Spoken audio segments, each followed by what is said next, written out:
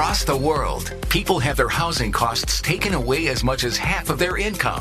Have you ever thought of trying to change that? The good news is there is a way. House hacking is real, and we are here to show you how other people just like you have made it happen.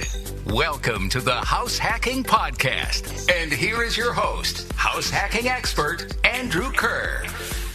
Hey everyone, welcome back to the show. As always, I'm excited you're here with us, and I'm excited about the guest we have coming up for today's episode. But before we dive in, if you haven't had a chance yet to check out a couple of the brand new or updated resources we have for you, we've got our ultimate guide to house hacking, over 4,000 words, tons of examples on all the different styles of house hacks. You can find that at FIByRIA.com/HHguide. And then we also just released here back in July our House Hacking Quick Start Guide, which covers the 6 basic steps to getting started with your first house hack as quick as possible. You can find that at FIByRIA.com/HHstart. So again, those short links are either /HHguide or /HHstart. We put those together for you to help get you a better understanding of house hacking and get you started to doing your first, second, or third house hack. Folks, I got to tell you, today's guest, Joseph, is just absolutely been crushing it. And he plays a lot in the personal finance space. And really, when I say play, he actually masters the personal finance space. I brought Joseph on to talk about his live-in flip that he did over a several-year period. And he took this really cool approach of doing probably about 70% of the work before he moved into the house and got it almost live-in ready, but then moved in and then did all the final finishing touches over the next several months. And they lived in that house for a couple years before selling it for a profit. But Joseph has this great real estate story, but you also just got to know a lot more about Joseph. I mean, he served in the Marine Corps. He is the founder of the Let's Talk Money YouTube channel that has, when I looked last night, had over 225,000 subscribers, where they talk about all things money and personal finance. He's also the founder of multiple blogs like Pure Finance 101. And that's why I said not only does he play, but really masters this personal finance space and is extremely well known in it.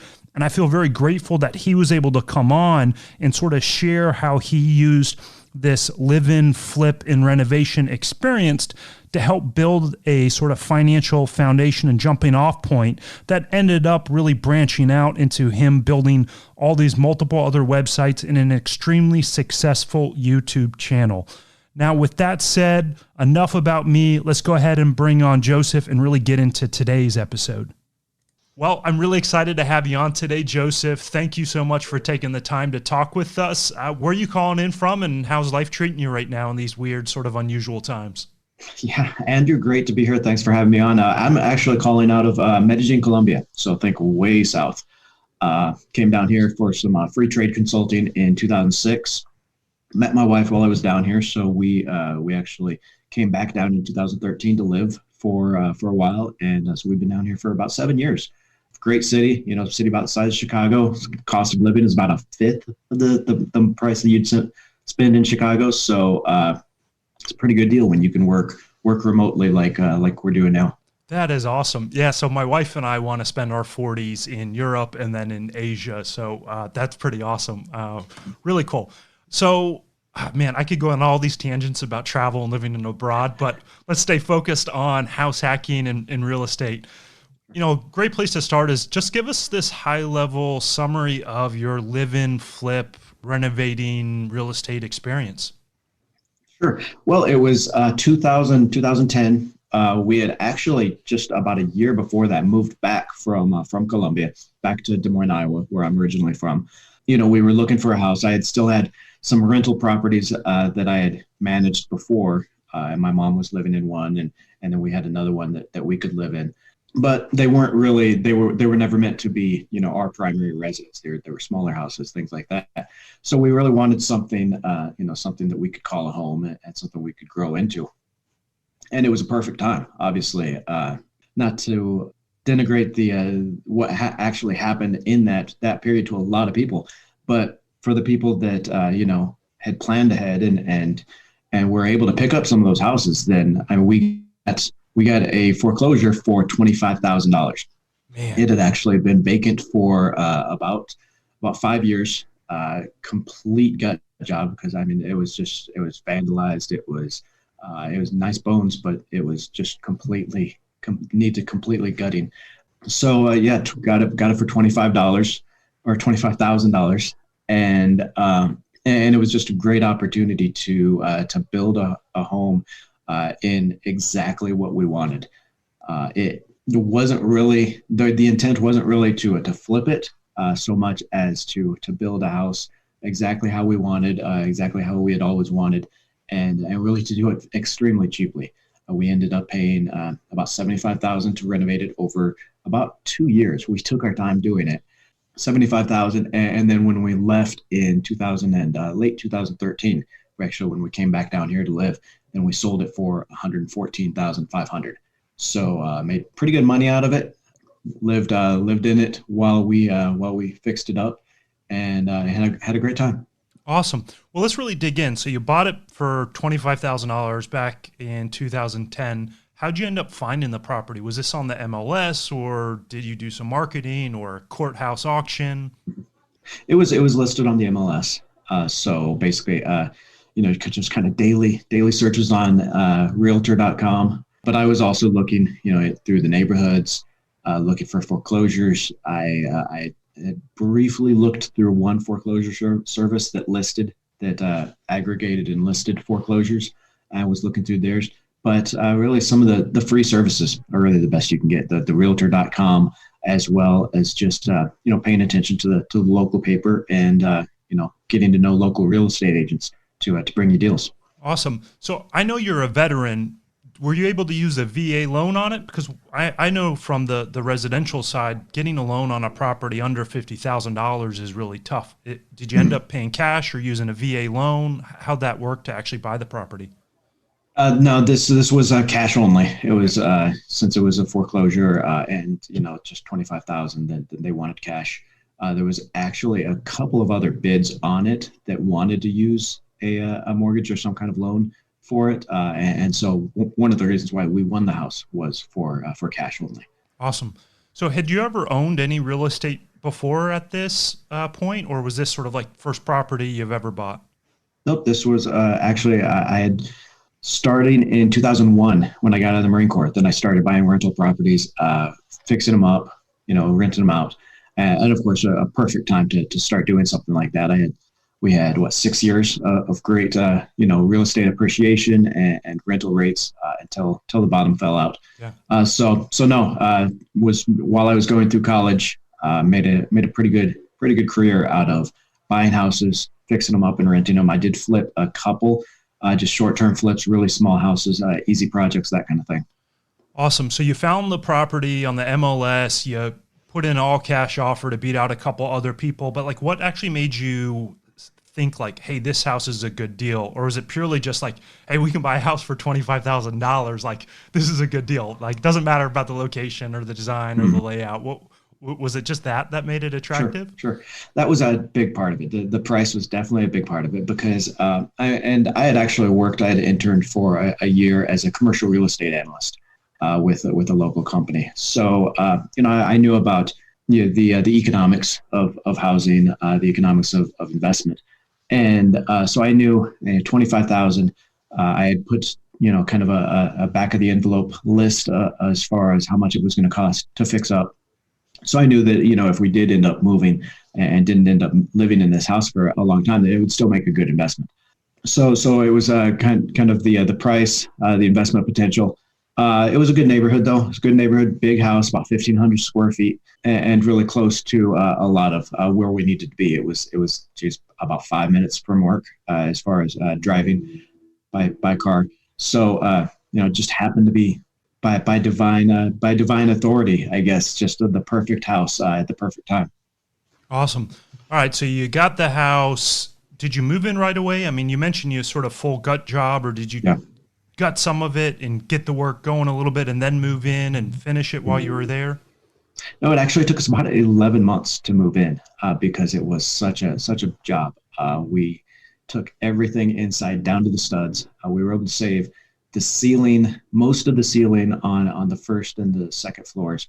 But other than that, from the shingles outside, the roof, the walls inside, everything was a complete gut. We completely changed the plumbing, the electrical, everything. So yeah, it did take us quite a while. And we were trying to do as much as possible ourselves, my wife and I. So of course, this isn't something that two people can do in, on a house flipper show in a week. Yeah. Yeah, I know the shows on TV are a little misleading. It's editing and production. All of a sudden, it's like house is beautiful and no time at all. How big was the house? How many bedrooms, bathrooms? You remember roughly how many square feet it was? Is 1,460 square feet without the basement. 3 bedrooms, 2 baths. Yeah, 3 bedrooms, 2 baths. All 3 bedrooms were upstairs, 1 bath upstairs, and then 1 bath downstairs off the kitchen. Okay. Had a really nice deck out the back. It was a really nice house, a big house. Of course, Des Moines, Iowa, you get a little bit more, even for $25,000 than you would get on the coast or some other places. But really nice house, nice fenced in front and backyard. And then were you and your wife working at the time, or was it essentially you were doing the property full time? We were actually both working. I was working as an economist for the state. She was working as a CNA at a hospital, and then later for the state as well. So yeah, this was a nights and weekend job for about 11 months before we could move in. And then so you did the big stuff like electrical, plumbing. Did you have all the walls closed off before you moved in, or did you sort of say like, okay, we know we got to have a kitchen and bathroom done, and then like we don't care if the flooring is all the way done? What stage was the house at when you guys ended up moving in? I'd say it was about 75% done. Really, we had all the walls were done. The kitchen and bathrooms were both done. I still needed to tile the bathrooms, so we did that very quickly after we moved in. But yeah, it was close to probably about 75% done. It's extremely motivating to be in that situation, working on your own home. You've got to get it done before you can move in. So it does help motivate you to get out there on the nights, get out there on the weekends. We did have some help. So I mean, I know nothing about plumbing and do not want to learn. It's one of those that is a little bit more difficult, I think, than some of the other stuff. I did all the electrical, had someone else do the plumbing, had someone do the cabinets, and then had someone do the framing for the walls, for the studs and everything. But we did the rest. We did the obviously the demo, the tear down, all the insulation, everything. I did the electrical, did the drywall and the floors and everything. Well, it's funny you were like, plumbing's too challenging. I didn't want to do that, but I did all the electrical myself. And you're like, yeah, no big deal. Where I would have been the other way around. I was like, all right, I don't like working on existing plumbing because it's just nasty. But I was like, new plumbing, I might tackle that, but electrical, no. So what made you feel comfortable with electrical but not plumbing? But not plumbing. Yeah, and it's probably just a little bit of laziness on my part. With plumbing, there's so much stuff that you don't find out is going to go wrong until well into the process, right? Yeah. You sweat a pipe, and then you have to get everything done before you find, okay, there's 15 leaks all over the house, that kind of thing. And I've never been good at sweating pipes and that kind of idea. Whereas electrical, it seems dangerous. It seems like there's a lot that could go wrong, but really, everything is sheathed in the cables. You learn the local code, right? The city code for where the wires have to go and how many wires and that kind of thing. But really, you're disconnected from the box. So if you're doing a completely new electrical, then basically you just got a bunch of wires that you're running all through these studs. You're drilling the holes through the studs, and you're just running these wires and hooking them up. There's no danger because you're not hooked up to the electricity.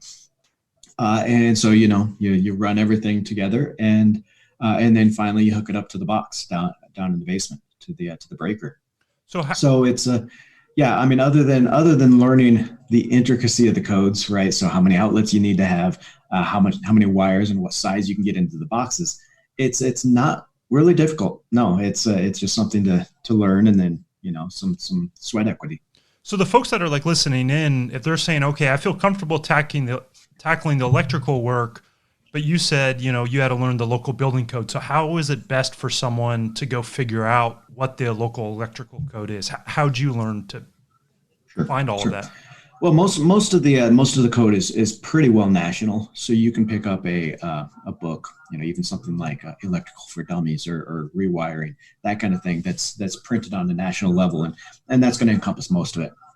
The rest, I mean, there are still going to be some intricacies that might be local that you'll have to go to down to the city offices for usually permit and inspection. I mean, if you're doing a job of this size where you're completely gutting and building up a whole new house or anything significant, then you're going to need to get a permit to do a lot of the stuff anyway.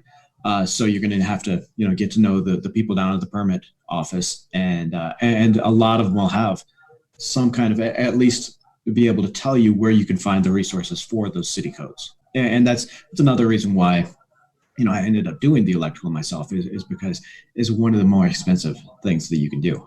Plumbing, anything that's going to be trade union done is going to be pretty expensive to do in a house. Electrical and plumbing as well. I'm pretty sure you can do yourself, even if you're not licensed, bonded, that kind of thing. Whereas if you have someone else do it, then technically, legally, they have to be licensed and bonded. So it's going to be very expensive to have someone else do your own electrical, do your own plumbing, that kind of thing. So it saves a lot of money if you just take the time, and learn just the basic stuff on electrical, or if you can do your own plumbing as well, that's great. Awesome. All right. So, why did you decide then, like, we're 70% done? Why'd you decide to move in at that point and not just say, all right, let's keep working for another month or two and get it all the way done? We just wanted to move in. Like I said, the house we were living in was extremely small. It was never meant to be our home and our long-term stay. So yeah, we were anxious to move in. It was that 11 months of working on this other house. It was very close to being done, and we could see how much it meant to us. It represented us through all the work we had put in, and just what it looked like. Everything we had been able to do to it. So we probably could have pushed it back another month and gotten it a little bit more done, but we were just anxious to move in. Awesome. All right, so now you moved in. You're about 75% done. How much longer did it actually take you to finish up everything while you guys were actually living in there? That was probably about another 5 months or so, right? Because at this point you're moved into the house. You don't have that motivation to get there on the weekends and on the evenings just to work. Yeah. You're more like, well, this is nice. This is good enough, and a lot of the smaller projects kind of fall back. In fact, I did end up having the backsplash in the kitchen, the tiling. I had just hired someone else to do that instead of doing it myself, just because at that point that was probably about the last thing we had to do. And yeah, I had put it off for so many weeks that I was just like, okay, you know what? We did this whole house, almost just the two of us. We did it extremely cheaply, and I just want to get it done. I just want to have someone come in and do it tomorrow, basically. Yeah. No, it's funny that you actually mentioned the backsplash, because exact same thing happened. So my third house hack, we converted this old triplex or old corner store into a triplex, but I didn't do the backsplash in the unit we were going to live in.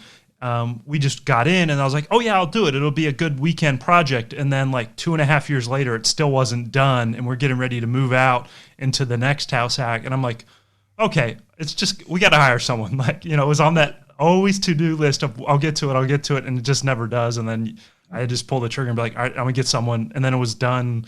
Yeah, basically in a day and a half. So and surprisingly cost effective or inexpensive to do it as well. I had done all the tile flooring in the kitchen and the bathrooms, all the wall tile in the both bathrooms, and with this idea that it was going to save us so much money. And then, hired someone to do the backsplash. It was like, oh, well, just a minute. I am glad I did the rest of the tiling, especially, the wall tiling, more than just the money. I think it's you get a special sense of pride from doing that kind of stuff yourself, because it's a little bit more creative, than a lot of this other stuff than putting up the walls and the drywall and that kind of thing. You can actually, once you're done, you can actually look at something and say, wow, that looks really nice, and I did that. Yeah. So I would definitely, recommend everyone do at least one room, do their own tiling, and really, go to some of the tile shops, look at the designs, the patterns and stuff, and put together something that you're really going to be proud of and that really looks nice. Yeah. So, I mean, looking back, I mean, you had real estate experience beforehand, and then, so you spend 11 months renovating it before you could move in, and then you moved in and you spent another 5 months. I mean, now that sort of, hindsight, right? I mean, would you have done it differently, or it just fit for the time? I think I think that it was really a great time to be doing it. Not a whole lot that I think we would do differently, other than maybe not leave. We actually really regret leaving that house, because we had built it exactly how we wanted. It was a beautiful house, and we've got a lot of good memories there. Actually, our first son was born while we were living there, and it's just a great house, and ended up being a great experience. So probably could have made it a home for the next 20 or 30 years if we wanted. So, I mean, when you were going through, I mean, do you have where'd you end up going and buying all your supplies? I mean, were you just Excellent typically question. a Home Depot or a Lowe's, or did you try to find budget options? I mean, how'd Sure. you decide on the quality of the materials as well? Sure, and that's really one of the best, one of the best opportunities really you have when you have that longer timeline, right? If you're house hacking and you need to just as an investment opportunity, and you need to flip this house quick, then obviously you're a little bit more constrained on those options as far as where you buy your stuff and what you buy. But when you have that longer time frame like we did, we were able to get some great deals. We actually used Black Friday on that one at Menards, which is like a Home Depot up in the Midwest there. We used that, and just probably saved thousands that single night easily. Well, maybe tens of thousands, I could say. We ended up buying, probably I think we bought $2,400 worth of materials that one night on Black Friday. Actually bought about, I want to say about $700 or $800 of insulation that we didn't need. We bought way more insulation than we needed, and I was able to about $1,500, just because the price discount they had available on Black Friday for that. And then, 2 weeks later, I was able to sell the rest that we didn't need. That's awesome. So yeah, great opportunity. I saved a lot of money. So if you can, if you can take advantage of something like that, like a Black Friday. Oh, we also used the Restore, which is a secondhand kind of, it's built by Habitat for Humanity, and they're run all across the country. They're basically, people bring their old materials, old, flooring, old house materials. They bring those in, donate them, or whatever, and then they sell them cheap, and they use that money to build homes for Habitat for Humanity. So some great finds there. Also, we obviously Craigslist. So really, just taking that 11 months and then the 5 months afterwards, even to really find the deals where we could find them. Craigslist, the local, just the paper, looking for stuff like that. Yeah, got most of our tile that way. Some really nice marble floor tile for both bathrooms and the kitchen, which was, I'd say so probably kitchen was 15 by 20. Bathrooms were both, maybe like 10 by 6, 10 by 8, and got all the floor tile for that for probably, I'd say less than $500. I think it was something like that. Quality marble floor tile, just because we were able to wait till we found a good deal on something through Craigslist, to another job had an overage, that kind of thing. That's awesome. That's how we were able to do it for $75,000. Really, I think. All right, so you bought it for 25. You put $75,000 worth of work. Or wait, no, I'm sorry. It was total 75. That's right. We put 50 into it. We put 50,000 into it. It was 75 total cost is what we had. So you're total into it for 75,000, and then you wish you could have stayed there for years looking back, but you ended up selling it and you sold it for 114. Did you end up having to use a realtor? Did you guys sell it yourself? We didn't. We just we sold it ourselves. Sold it on. We had the ad in Zillow. We had the ad in. I think it was just Zillow, Craigslist, and the paper we used. We priced it right, and like I said, I mean, we had really made this house look nice. Like I said, all wood flooring, tile flooring, marble tile flooring in the kitchens, the bathrooms, tile walls. And basically it was a new house, right? Yeah. We had completely remodeled it, so it was a nice house. So we probably could have gotten an extra, $10,000 out of it if we had, wanted to wait and that. But obviously selling it ourselves, we had plans to move at this point. So we just listed it there. We did end up working with an agent on the buyer's side, so we paid them the half commission. Yeah. So it ended up being 3.5% commission instead of 7%, which of course saved us about $4,000 by doing it ourselves. And I had with my internship and prior work, I had experience as an agent. I was actually at one point, got my real estate license, the agent's license, just to keep my options open. So so I knew all about a lot of the process anyway.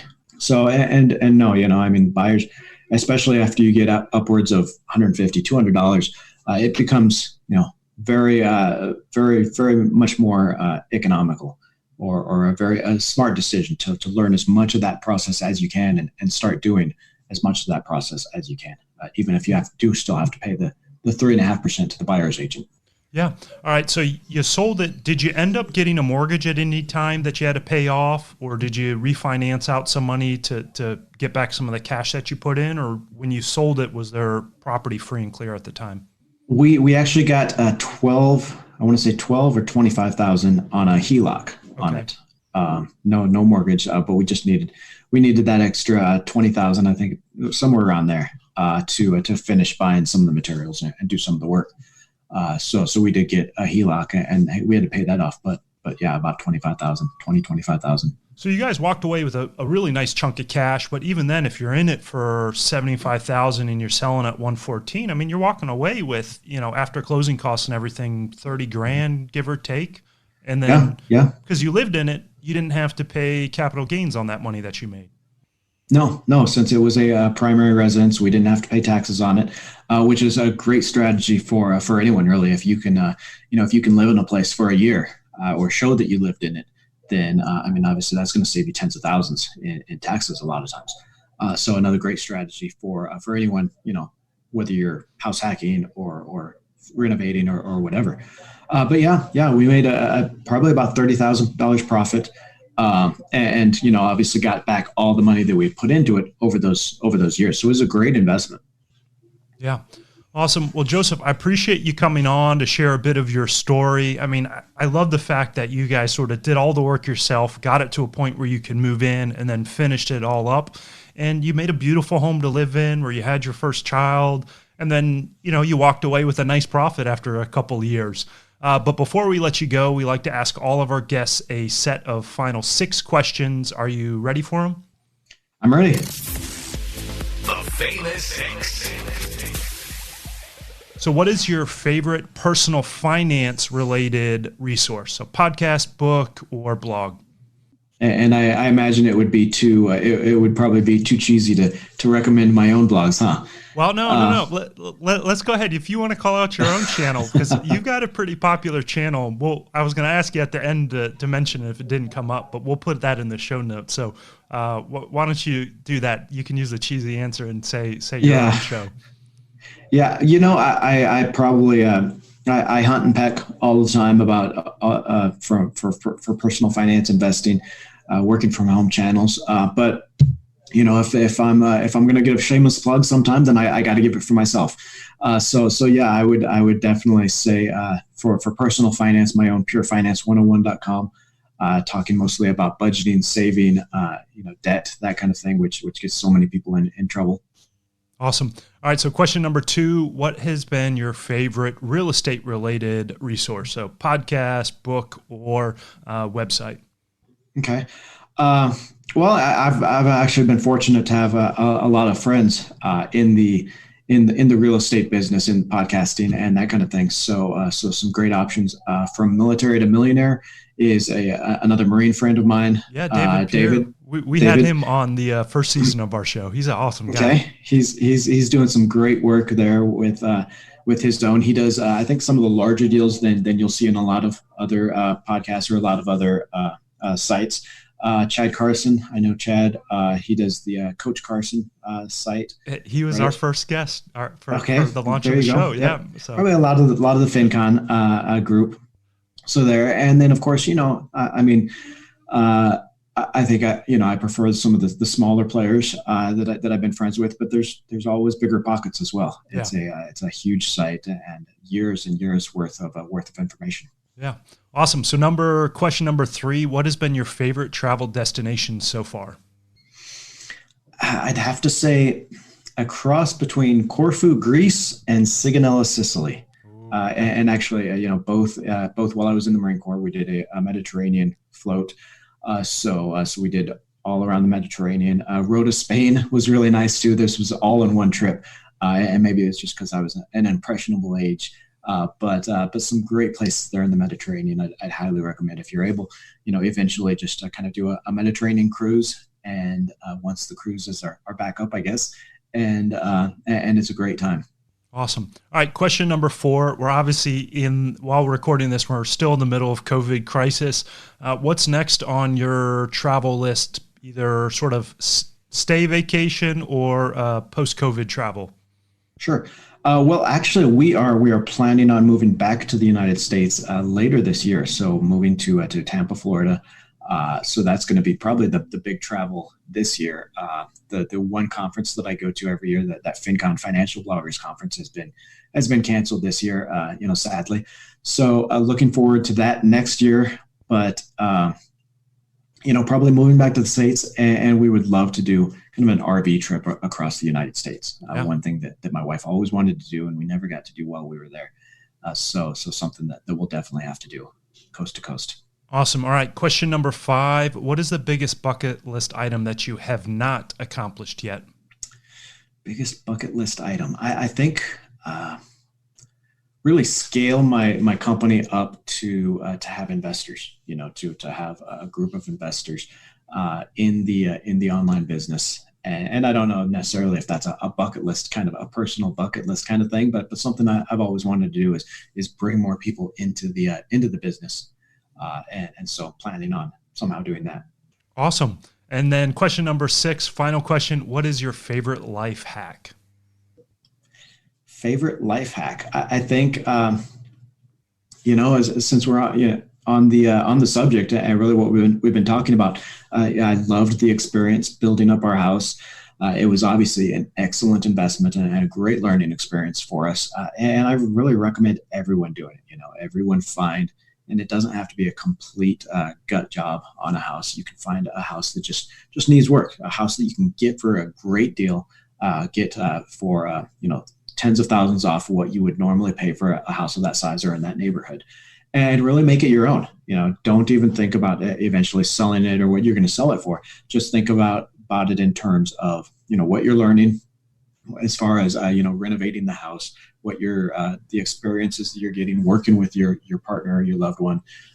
Bring your kids in on it if you can, because it's some great experience being able to create this home and just enjoy it. Take your time and be able to take advantage of those opportunities that you have with time to be able to get the best deals on materials and to be able to really make that a home for you. Awesome. Well, thank you again for being on the show. Before you go, where's the best place for people to learn more about you and find you on the web?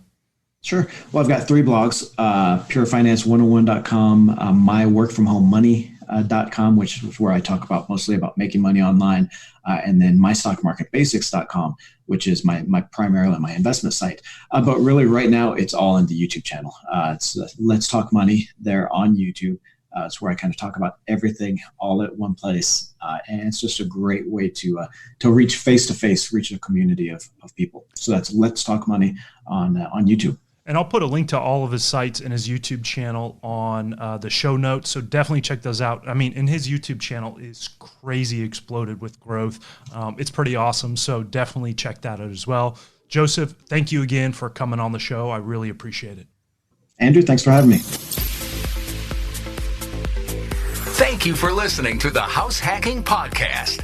For more up-to-date information on house hacking, to access links and resources mentioned in today's show, and connect with a guest and host, head over to www.fibrei.com. That's www.fibrei.com, where your house hacking journey begins.